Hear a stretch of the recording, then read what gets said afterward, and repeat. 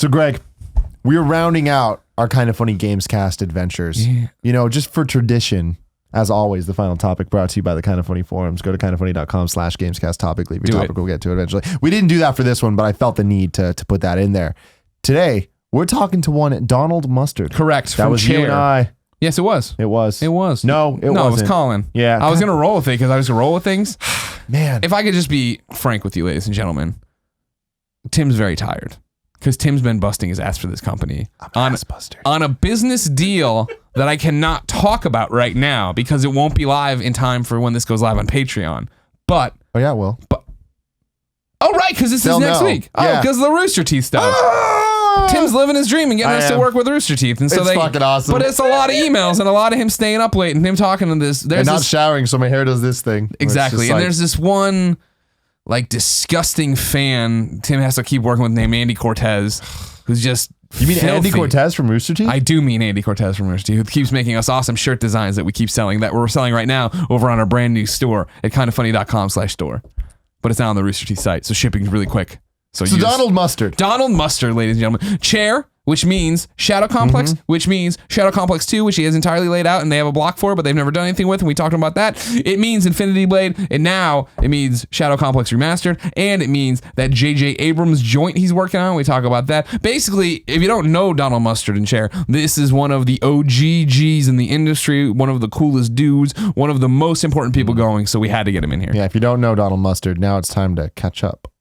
I fucking hate you. Sorry. God damn it, Tim. What's up, everybody? Welcome to your very special Kind of Funny Games cast here on youtube.com/kindoffunnygames. Time for one of our segments with the one and only Donald Mustard.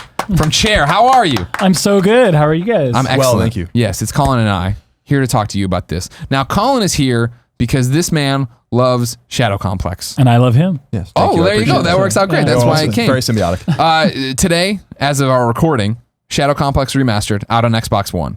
Yep. It came out a few hours ago on Xbox One. You can go get it right now. Congratulations. Yeah, great job. When's it coming to PlayStation 4? So it is coming to PlayStation 4 and Steam in May. Okay. I don't know the exact day yet, but as of this morning, I just got an email a few minutes ago saying that we're at ZBR, which means we have zero bugs. Like we're ready to submit it into cert. So it will definitely be in May. Awesome. Cool. Congratulations on that. Thank you. How big is that? I mean, when you look back at Chair and the lineage and like, I think right now, so many people know you for Infinity Blade, right? But then I feel like there's so many console gamers who know you guys for Shadow Complex. Like, what does Shadow Complex mean to you now? Oh man, that's a good question. So, I mean, I desperately love Shadow Complex. I mean, for me, it was, and for the whole team, like it was not that all of our games aren't, but this was an absolute labor of love for us. And especially when we set out to make Shadow Complex, there not only were there not a lot of side scrollers being made, but there was absolutely not, a non-linear Metroid-esque side scrollers being made at all. And, anyone we talk to about it, they're like, you're crazy. If you're not a first person shooter or like a cover-based third person action game, like you're done. And we're like, no, we just really believe that if we make it, they will come, right? There will be an audience for this type of a game. And it's just been so immensely satisfying to just not only make that game, but to have it win, like over 50 Game of the Year awards and be so critically acclaimed, but also just sell to so many people. Like there's a huge audience for those kind of games. And I think, and then we made Infinity Blade. Yeah, exactly. We'll get to that eventually. Exactly. Yeah, you left it behind. You hung it out to dry. You never made a sequel. I hear you got maps for it though. You got everything planned out. You just got to sit down and no, it's okay. But for Shadow Complex, I mean, like to think back to when it came out on Xbox 360, that was still when downloadable games were like looked down upon, and it's pretty good for a downloadable game. Yes. And like, we'll do these games of the year, but we'll do download XBL game of the year and stuff like that. Like, no, and it was interesting because I hadn't really revisited Shadow Complex at all until we started redoing this. And I actually went back and read some of the reviews, and it was interesting. Like, there was almost this theme through the reviews that, like, it's weird because I feel like I have to give this game a 9 or 9.5, but I almost think it should be a $60 retail. I don't understand this game. It doesn't fit into this category that we've presupposed a digital title should be. And it's so crazy to even think that nowadays, like that there's this weird line between downloadable or not. And I hope that Shadow Complex played at least a small part in kind of changing the viewpoint of what a game should even be classified as. I think it did. I mean, Colin, do you agree? Yeah, absolutely. I mean, Shadow Complex is still my favorite Xbox 360 game. And thematically, it's fantastic. Obviously, the gameplay is fantastic. I mean, you guys you made Infinity Blade, and obviously this game must have been, by volume and by revenue, a much even bigger success than Shadow Complex, which of course changed maybe the direction of where Chair was going. But it surprised me now that we're 7 years or so removed from Shadow Complex. You guys really haven't made a sequel to it. It's almost, for a lot of Shadow Complex fans out there like me, it's almost frustrating because because the game clearly was a huge hit. And I think warranted a sequel. So, and there has always been rumors that you guys wanted to do it or, had ideas about it. But like, where is your head at now? Are you kind of putting out the remastered versions of Shadow Complex to kind of see, is that interest still there? Or is it latent? I mean, I wouldn't say that that's not one of the reasons why we're doing it. Yeah, no, I mean, that's definitely part of it. I mean, we loved making Shadow Complex, and the truth is, so we did, intense study of what we thought made the Metroid games work so well, and some of the Castlevania games work so well, and could we put our own spin on that, but really kind of find the vibe and the soul of what made those things work. And to me, by the end of making Shadow Complex was when I'm like, all right, I actually know how to make one of these games. Like now I could actually go make a really good one. And so for me, Shadow Complex was like, our warm up. Like, and then you just shut it all down and push it away. Yeah, no, and like we really know how to do it. And we did. We immediately went into developing Shadow Complex 2, and we worked on that for about 9 months. Greg's not wrong. And we laid out, we have the whole game designed on paper. We blocked the whole game in BSP. Just think of it as like just like rough, like gray box everything. And yeah, I mean, we can, I can play through Shadow Complex 2. Not with all the AI, and it's not beautiful at all. It's just blocks, but you can play through the whole thing from start to finish, and it's amazing. Like it is probably one of the best things I think that we've designed. But as we were doing that, Steve Jobs called and said, "Hey, do you want to do this little thing?" And we're like, "Oh yeah, we'll pause Shadow Complex for a little bit and go do this thing with Apple that became Infinity Blade." And yeah, it became just this huge thing. And we love Infinity Blade. Like I think there's some of the innovations we were able to bring to mobile and the design space there that are so innovative, and we've been so fortunate to be successful there. But yeah, I mean, we really want to get back to Shadow Complex if it warrants it. And so, if you want more Shadow Complex, get the remaster. Get the remaster I have to be see honest. if you guys tell us you want it. I don't know if I'm just furious right now or really happy that Shadow Complex 2 exists and you can play it and it's been just sitting there. It's not. And it's not just that. I mean, there's massive amounts of work to do, but course. the rough shell of it, yeah, I mean, is pretty awesome. Thematically, I mean, do you guys have? I know that and there was some controversy with Orson Scott Card, kind of being evolved with the theme or whatever with the story of the original.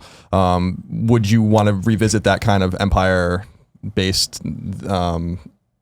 story and like continue that, or would he still be involved, or would you? Well, so one of the awesome things about Shadow Complex, and maybe this isn't clear to everyone, it was actually written by Peter David. Oh, okay. Yeah, and so why was the controversy? Yeah, the comic why was there controversy around that then? So when we not that I agree with the controversy. No, it's fine. I think this interview's over. No, I mean it's just the way things get communicated and whatever. But I love working with great storytellers. That's why we love working with like JJ Abrams. I mean, I'm always interested in finding great partners to work with, and I was a huge fan of Peter David and his work on all sorts of comic books. Supergirl.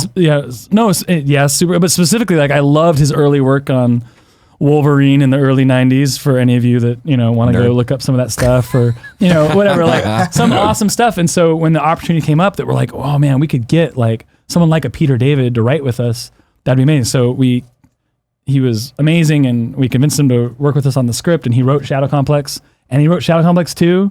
Like the script's done. And while that was happening, Orson Scott Card, we knew Orson Scott Card, and he was like, hey, I would love to write a book in your universe. So he licensed the rights from us. So it went the other way around. Well, it's the other way around. We own Shadow Complex. It's ours. Know that? He licensed it from us. He wrote a book, and there you go. And the book is Empire, right? The book is Empire. Okay, because I read Empire. Yep. But yeah, it was based on our universe, not the other way around. That's interesting. Oh, so that's where the controversy stems from as well. So the story is also written by this gentleman for Shadow Complex 2 and it's just sitting there along with the kind of the shell of the game as well. It's just kind of enticing stuff. Yep. Peter David's awesome. Peter David's awesome. You should read his Supergirl run. You should read his Young Justice run. His Dunham would tell you about X Hulk. Factor. Yeah, Dunham would tell you to do Hulk. I mean, no.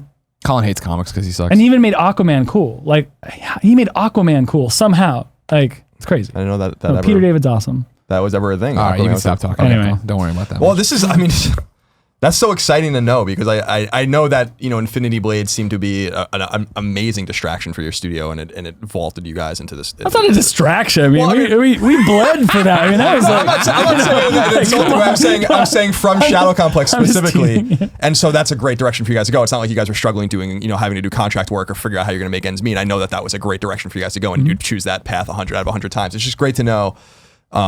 It was great to see you at the Game Awards talking about, you know, Shadow Complex because it really is a game that I adore, and you know, I would like to think there are hundreds of thousands of us there are out there, and you'll see them come out in droves. I'm sure that's what's got to be so exciting about the remaster is putting it out and getting it to PlayStation audience, getting it to the PC audience. yeah. I mean, and with any, I mean, even with the work you guys do, I mean, our intent is to bring delight and to bring joy to people in their lives, right? And if the work we make can even delight or entertain you at all, like that's amazing to us. And so the opportunity to bring that to more people is all we really want. And so it's so awesome to be bringing it to PlayStation and Xbox One and to PC. Like it's a dream come true. Now I should call out. You've given us 5 codes for Shadow Complex remastered on Xbox One, and we're gonna do it like we did with those indie developers last night. So right now, Twitter.com/Shadow Complex has 737 followers. If we can get it to 1,200, we'll give away all 5. That way it'll be one by one by one by one. And so this is interesting because we actually just started at Shadow Complex on Twitter. Because, Surprised you got it. Because here's how crazy it is. When Shadow Complex came out in 2009, Twitter wasn't even really a thing. So they didn't have Twitter accounts. So this is like a whole new thing for Shadow Complex. Yeah, how the hell did you even get that? Did you have to buy that off someone, or did no one take Shadow? Or did you took somebody out? Or did you have some knocked them savvy off. person just sit on it for 5 years? And, you know, I don't even ask how these things come about. They just- You know, I don't want to know how the sausage gets made. I just want to get there and have it there. So in terms of the Chair's timeline, we've started talking about Infinity Blade. I mean, when Steve Jobs calls, was that a hard vision to wrap your head around? Were you guys like, like it's a cool opportunity, but do we care? Is this going to work? Does mobile and touch gaming matter? Well, it was interesting because, I mean, because we just want to make great stuff. And while we were, you know, we were working on Shadow Complex 2, it was amazing. But I found myself personally, like earlier that year, Mass Effect 2 had come out, which is one of my favorite games of the last generation.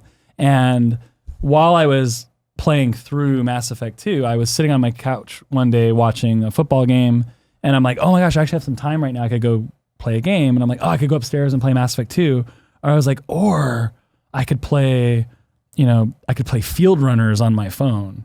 It was this little like tower defense game. Yeah. And I picked in my own brain, I'm like, I'm gonna play Field Runners. I'm gonna play that instead of Mass Effect. And there was like this crazy moment for me. I'm like, what have I just done? Like, What have I become? What is wrong with me? You know, but this little light went off in my head where I'm like, oh my goodness, like this mobile stuff is going to be a thing. You know, it's going to be a big deal. And so there was a part of not just my brain, but everyone at Chair, we started switching our brain a little bit going, if mobile, what would we do? And so that was like kind of already happening.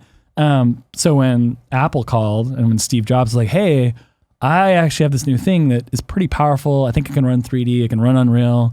Like, do you guys want to try and do something together? It wasn't that hard for us to say. I mean, it was like, because again, initially we're like, you know, is it worth pausing Shadow Complex for 3 or 4 months to trying this little thing? And we're like, yeah, a few months. Let's see what's the future is going to be.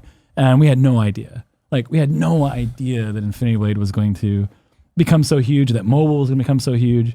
We just kind of were in the right place at the right time. How was that introduction made? I mean, how did Apple come upon, you know, do you have a personal relationship with people there, or did someone kind of send your name up? I mean, so Chair is part of Epic. So we're part of Epic Games, which makes Unreal Engine technology. And at the time, it was Unreal Engine 3, and we had a little part of the engine team secretly working on getting Unreal Engine working on mobile. And they had got like a little version spun up on an earlier version of Apple hardware. And I think some of the Apple folks had seen that. And so they knew that was happening. And so they knew our technology was, I mean, Unreal Engine technology is incredible, right? It powers such amazing games. And so that I think is how some of the early relationship formed. And then, you know, Steve, right? He wanted, you need, it's not just technology that shows off. It's a, you know, something visual to show that. And so I think that's where we got invited to participate in that. Yeah, it's amazing. Yeah. That's the right men for the right and women for the right job, I guess. Mm-hmm. Shadow Complex Twitter, the push has begun. You've crossed 800, are closing in on 900. So the first winner of Shadow Complex Remastered is from the Twitch chat by the random number generator, and it's Panzerg2. So when I get the codes, I will send them to you, and you'll have it on Xbox One. Nice. Congrats. So as Infinity Blade keeps going, what's happening? Who's Ask talking him over there? what? What are The you doing? codes are sent to your email. Thank you very Oh. much, Kevin. You're a good guy, Kevin. Snappy dresser too. Thank you. Infinity Blade's going. You guys see so much success with it. Was that just the no-brainer to keep going there and continue to indefinitely polish Shadow Complex 2? No, I mean, like, you know, as you've probably seen, right? Like, we don't just immediately like, yeah, let's just make a sequel. Right? Like, it's not really our thing. No, I mean, to me, it's more about, is there more that we feel like we need to say design-wise in a genre? And it was. I mean, truthfully, when we finished Shadow Complex, we're like, now we've learned how to do this. We have more to say. There's more. There's innovation we think we could bring here. With Infinity Blade, we, in a lot of ways, had kind of invented this new genre. Right? Now there's, you know, hundreds, if not thousands, of Infinity Blade-like games of course. in the world, but at the time there was nothing like that. And so at the end of Infinity Blade 1, it took off so huge, and even for us, we're like, this is just the cusp of what we think a mobile game could be, of what the design relationships could be, like of what we could even say in this space. And it did. I mean, we very much felt obligated to flesh out this genre that we had kind of invented created, in some ways. And so it required, and again, for us, even though it had an Infinity Blade 1, a 2, and a 3 on it, for us, it was the same code base. We basically worked on that for 2.5 years, you know, from the beginning of Infinity Blade to the end of Infinity Blade 3. And it took us that amount of time to fully express that design. And so to me, what Infinity Blade 3 is now is the full representation of what we thought a full-featured AAA mobile game could look like. And we're done now. Like, for me, I'm like, I have fulfilled what we think we need that to be, and now we could move on. We moved on to Spyjinx, but Yeah. you know. Yeah, you move on to something else called Spyjinx. Because we had this awesome, crazy idea. And Explain the idea to everybody. I'll tell you later. I'm not going to tell you yet. Tell everybody right now. It's already been leaked. JJ's been talking about it left and right. Oh yeah. Well, if JJ's saying no, no, we're not ready yet. No, we had this really what we thought was a cool idea for a new intellectual property and a new game, and we'll talk more about it soon. But we've been working on it for a while. It's going to be really cool. But how does the collaboration then with JJ Abrams come to be? Because you get a call from Steve Jobs. Does Abrams call you, or are you calling Abrams?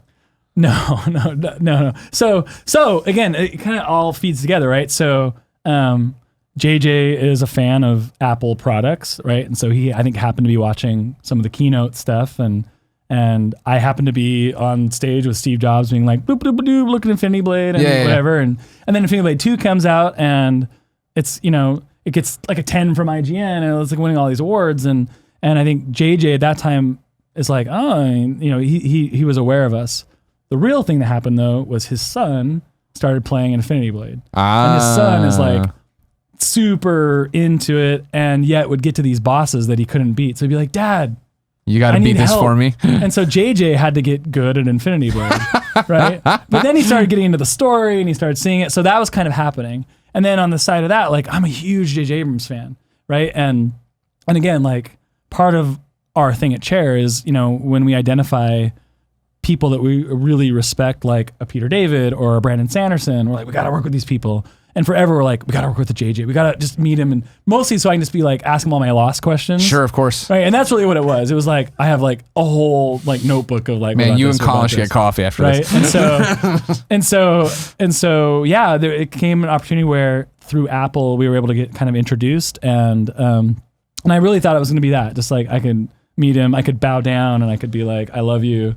And then that would be it, right? But we got talking, and you know, what was supposed to just be like a 15, 20 minute say hi thing turned into 3 or 4 hours. And by the end of it, we were like, we have to work together. Right. And so it just kind of went from there. Amazing. We're so lucky. I'm curious about, we have you only for a few more minutes, and it's more, I guess, an Infinity Blade related question, but how do you feel? I don't want to say you helped pioneer a specific niche and a very respected and hardcore core niche on mobile gaming. But we've been very critical of mobile gaming, as it seems like only 1% of 1% of games even are relevant. Everything else kind of falls to the wayside as a race to the bottom in terms of pricing. The landscape seems to have changed a great deal since you released Infinity Blade. Yes, for sure. How do you feel about mobile as a platform now? Because it seems like for most developers, unless you are what a Game of War, whatever these commercials you see during football, whatever, like you're kind of have no prayer. Like you see thousands of these guys just going out of business, 1, 2, 3 person studios making these games. So how do you feel about the way that it's evolved now? Do you think it's like a positive place to still be for games today? I think it depends on the game, right? I mean, it's definitely hard. I mean, I think I think you can see it in its most, I'll use the word pure. It's the most pure form on mobile, but I kind of think that's indicative of the whole industry right now, where making a game is very, very hard, but the tools to make games and the platforms that games are available on have just become so wide that there's millions of people making games right now. There's probably hundreds of thousands of games released a year, and if you looked at like across all platforms, the ones that make it's a very small number. It's not just mobile, right? On console, on PC, on Steam, like very few of the games that actually get released, like become viable commercial products, and so it's an interesting time. I'm interested to see like how over the next few years all of us kind of navigate this. Again, I think mobile you see it in its most pure capitalistic kind of expression. But I do think, I mean, as a designer, you have to look at different business models. And I look at free to play as a business model. I look at that and I go, I think there are ways, and I think there's just trying to see games now, games like Hearthstone and games like, even like Supercell's new game, Clash Royale and stuff that are like actually really, really, really good games. They have a really smart design. There's really good gameplay inherent in them. And I think they're finding ways to make money on those games that isn't exploit, that is a clear like value to players. And so I think there's so much design innovation that can come through that business model if we're more smart about it. But I don't know. We're in an interesting time period right now. Saturation, right? It is. Yeah. It's interesting. So we'll see. I don't know. What do you guys think? I mean, I don't know. To me, I stay away from it because I feel like, and we've talked about even PSN. I mean, Steam's already kind of gone on the other side of the paradigm now, where I think it's getting too flooded with just, there's no quality control. Like, I don't think there's any shame in having, I think that there's a subjective nature to reviewing games for 95% of it, but there is a 5% objective. Is this game even worth anyone's time? Does it run? Does it have is it decent? Is someone going to feel like they're ripped off when they? And I just feel like there's not enough of that even on console now. You're seeing it on PSN when we read the blog every week. I'm like, did you read? Are half these games even relevant? Are these? Yeah, did you read the games, description of these games? Yeah, like even 30 million PS4s out there. Are half these games even selling 10,000 copies? Like, is it even worth flooding? 10. Yeah, exactly. Like, are you flooding the PSN and making the good stuff harder to find? I think that's unfortunately bleeding into the console space. So I think it's actually the mobile kind of infection, as it were, with that kind of race to the bottom is starting to infect everything.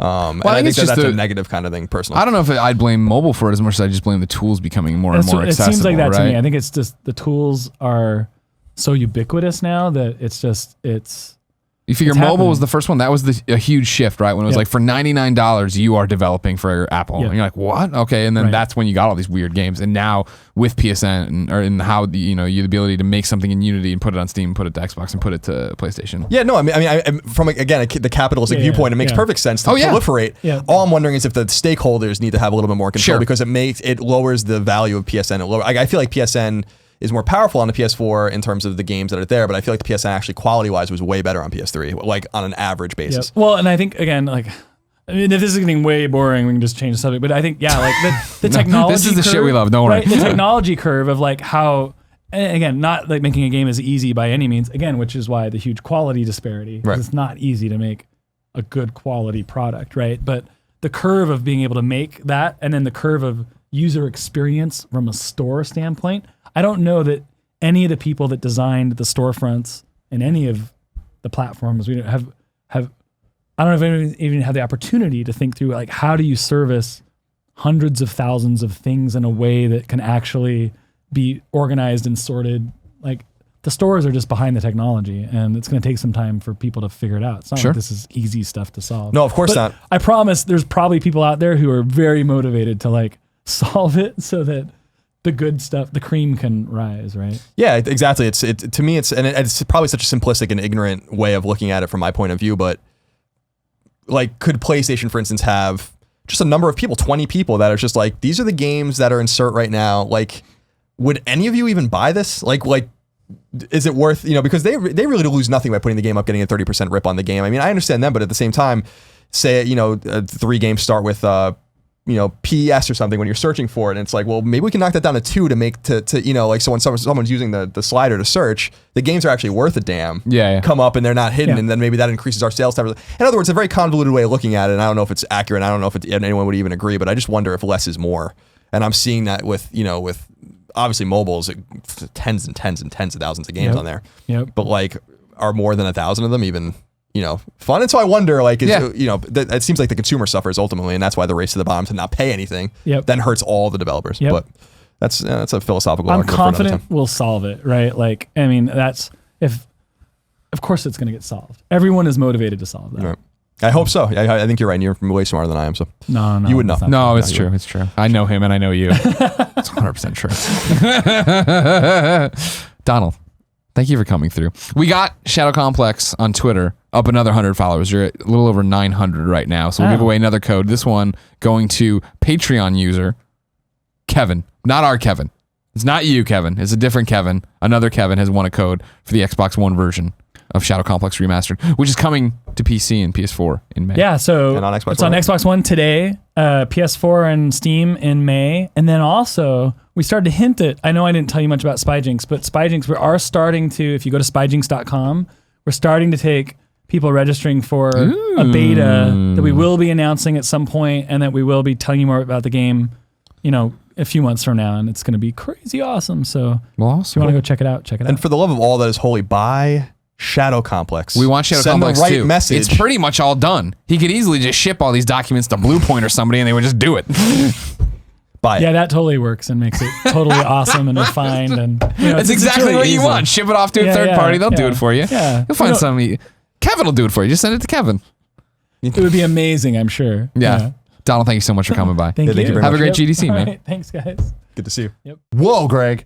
That was a fascinating interview. It was. I Yes. don't want to lie. I'm pretty good at this. You are. You're really good at this. I just keep, I like being the second fiddle. I like just being there and having someone actually know what they're doing, and I can just kind of say like stupid shit every once in a while. I like I'm you being really good at that. I like you being my second fiddle because I'm not going to name names. I've had a broken, out of tune fiddle for a long time now, and He's right a lot though.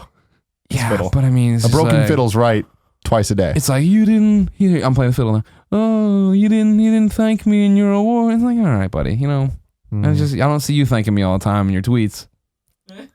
He's pretty good at tweets. He is. Mm, That second yeah, fiddle. if you want some really heady tweets that are about like the Republican Party, it's great, I guess. Go Islanders. It's like I keep walking this taco joint expecting tacos, and he just keeps giving me rice-a-roni, and I'm like, this doesn't make any sense. I fucking love rice-a-roni. That's a San Francisco treat. You grew up on it out Oh here. my God, Are you I did. aware that for real, like that's when you talk to the rest of the country about San Francisco, the place you're from, and now that I've been here for Forever. 9 years, my place too. Mm-hmm. You talk to anybody else, it's rice-a-roni they talk about, and then it's about the gay. That's all anyone, and the Golden Gate Bridge, but nobody talks about that. Really? I mean, they talk That's about not the talk of the town. You're When telling me people are standing around the street corners like, hey, what's up with that rice-a-roni and the gays? But they're not talking about our beautiful bridge, our big, beautiful bridge. They talk enough about it, but like no. It's really all about rice-a-roni. And then how progressive we are. I'm gonna be real And we're amazing. about this. Yeah. I love the city that I'm from. Yeah. City by the Bay. Yesterday, I saw a picture on the internet where it was one of those before and after, and it was like 10 years ago, this cop stopped this guy from jumping off the bridge. Yeah. And this is him 10 years later, and it was like the cop seeing him for the first time in 10 years. Oh, that sounds and the really guy touching. has like two kids now, and he's like, has a great ass Yeah? life and stuff. And I was like, hell yeah, I'm taking credit for this for some reason. I was gonna say, pride. I'm from Chicago, and if you're about to jump off a bridge in Chicago, the cops push you. They're like, we don't have time for this. We have to get to Portillo's. And we're really upset about the Bears. Holy shit. It's a depressing, windy Well, place. ladies and gentlemen, this has been the first ever episode 64 of the Kind of Funny Gamescast. Join us on our, WrestleMania, there's the road to WrestleMania. Yeah. With the Kind of Funny Gamescast, we are on the road to episode 69. We're on the way. Are you going to have anything up your sleeve for 69? I haven't planned it yet. Have you yet. laid it out? Is it? No, who knows when it's happening. Okay. So I'm saying something will happen now, probably won't, but at the very least, I can promise you I'll be really excited when I say it. You scared me because we had a moment there where I thought our minds were in perfect sync. Because I was literally thinking right before you started talking and I was finishing up my thing about how cool it would be if the mics hung like this, like we were in rings, and then you started talking about WrestleMania. And I was like, oh my God, are we becoming one right now? Kevin, get on it. Until next time, I love you. For episode 69, I want it like this. That would make sense, actually. Yeah. I like it.